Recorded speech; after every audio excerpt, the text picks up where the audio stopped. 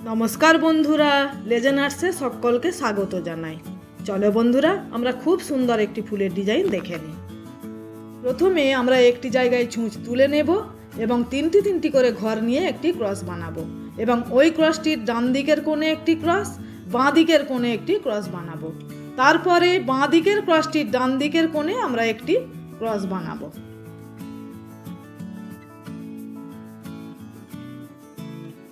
परे जे सिंगल क्रसटी आछे तार बाँ दिके एकटी क्रसेर घर छेड़े रेखे आमरा परपर बाँ दिक बराबर 5टी क्रस दिए एकटी लाइन बानाबो।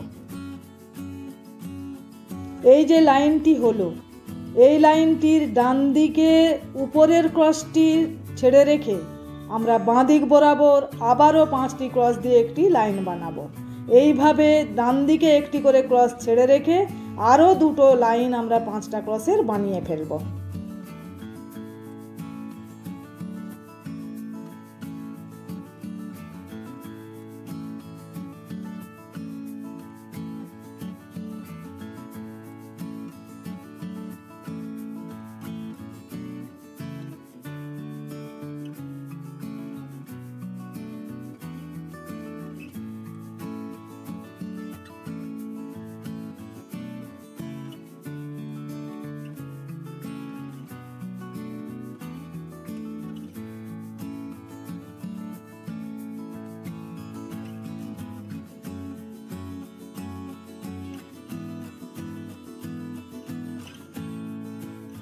এরপর নিজেদের দিকে আসনটা ঘুরিয়ে নিয়ে আবার ওপরে যে ক্রসটি আমরা পাচ্ছি তার ডান দিকে একটি ক্রসের ঘর ছেড়ে রেখে আমরা আবার ডান দিক বরাবর 5টি ক্রস দিয়ে লাইন বানাবো।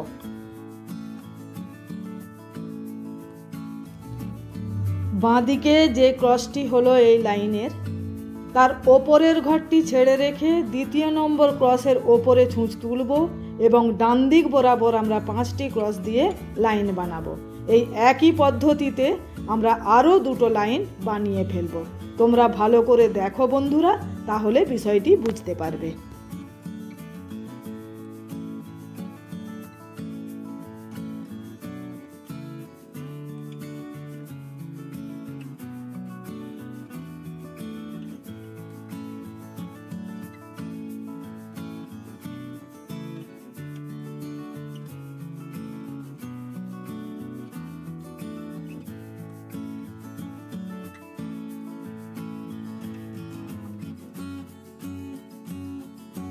এইভাবে আমাদের একটি ফুলের পাপড়ি তৈরি হয়ে গেল।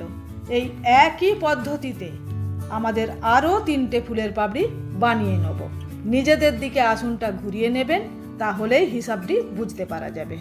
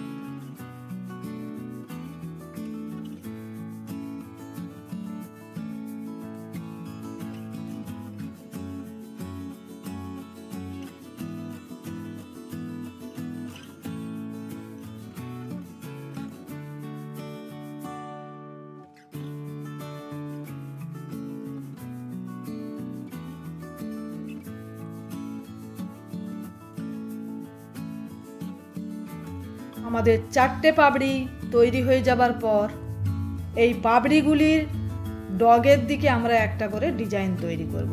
তো চলো বন্ধুরা সেটা দেখে নিই।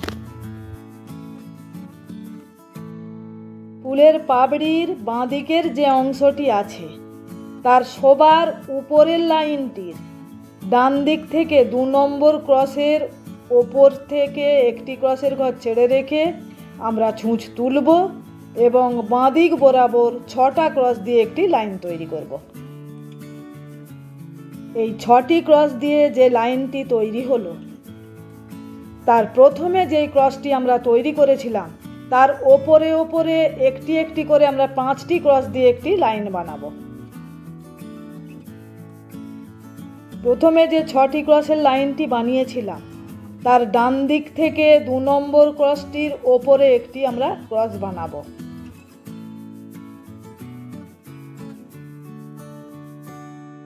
এই যে ক্রসটি আমরা বানালাম, এই ক্রসটির কোণে আমরা এক ছুঁচ তুলে নেব এবং একটি ক্রস বানাবো। তার বাঁ দিকে 4টে ক্রস দিয়ে আমরা একটি লাইন বানাবো।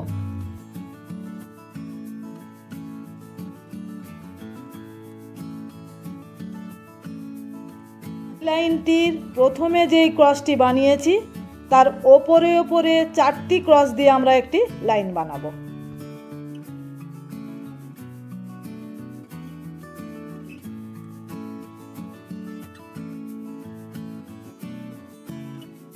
এই ওপরে যে 4টি ক্রস আমরা বানালাম তার প্রথমে যে ক্রসটি বানিয়েছিলাম তার বাঁ দিকে আমরা একটি ক্রস বানাবো।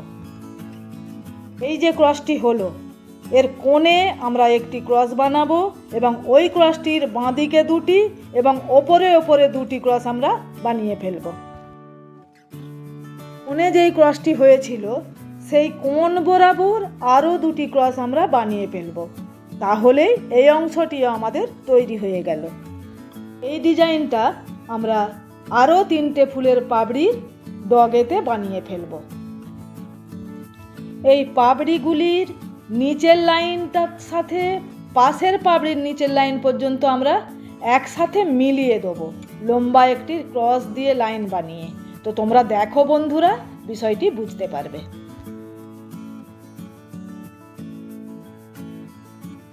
এরপর আমরা ফুলের পাপড়িগুলি একটার পর একটা যেভাবে হয়েছে, সেই যে ওপরে ফাঁকা জায়গাটা আছে সেখানে আমরা একটি জায়গায় ছুঁচ তুলে নেব এবং সেখানে তুলে নিয়ে প্রথমে একটি ক্রস বানাবো, তার ডান দিকের কোণে একটি ক্রস, বাঁ দিকের কোণে একটি ক্রস এবং ওই বাঁ দিকের ক্রসটার ডান দিকের কোণে একটি ক্রস বানিয়ে ছোট্ট ফুলের মতো একটি করে অংশ চারদিকেতেই বানিয়ে নেব। তাহলে জিনিসটি দেখতে ভালো লাগবে। এইভাবে ফুল বানিয়ে আমরা গোটা আসনটি যখন ভর্তি করে ফেলবো, আসনটি দেখতে খুব সুন্দর লাগবে।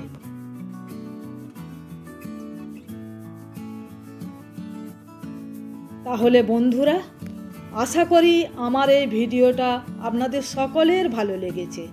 সকলকে আমার ভিডিওটি দেখার জন্য অনেক ধন্যবাদ।